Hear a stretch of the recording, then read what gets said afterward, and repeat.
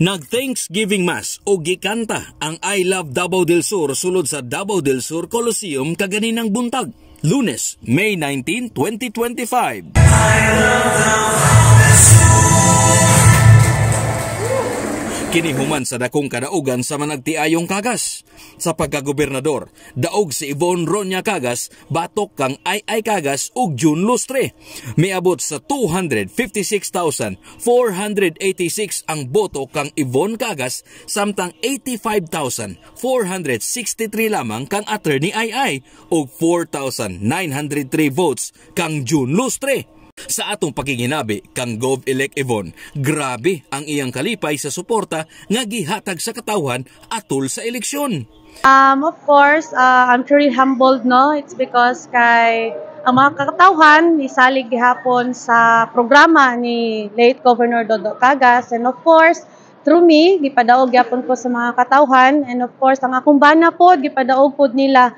Nagpamatuod jud na dako kayo ang ilahang pagigugma sa mua ni Mark. Despite na si Daddy wala na, at least sa ako ang 2 years and 10 months nakita jud sa mga katawhan unsa ang ako ang tinud-anay, unsa akong gihatag na tinud-anay na serbisyo. Dakong kalipay usab sa usa ka supporter niini nga midaog siya.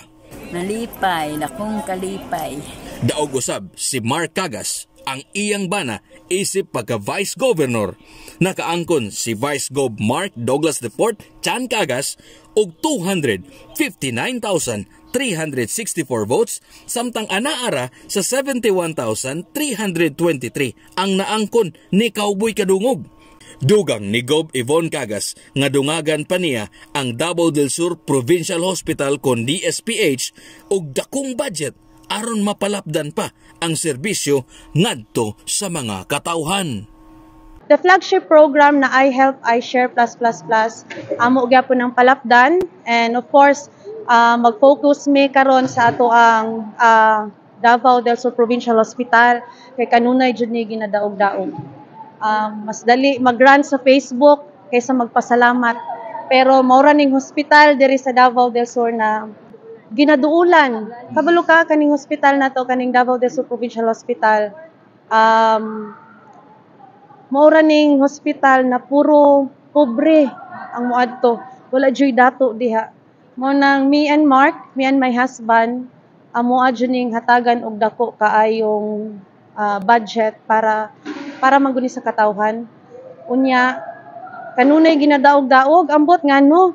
Moingon sila na walay tambal, pero kabalo man jud sila oy na ang tambal nato diha para jud na sa ato ang 100 patients. Pero mostly ang atong hospital ang atong in a day makakuan jud ta og 130 or 120. And karon mao nang nag-loan me, magpatukod ang ato ang provincial government og bag-ong building para sa naa na pud tay bag-ong mga rooms pod, kay puno naman jud kaayo siya. Sa mga katawhan sa Davao del Sur, magpasalamaton kayo ko kay kanunay ang inyong paghatag og gugma kang Yvonne Ronya Cagas.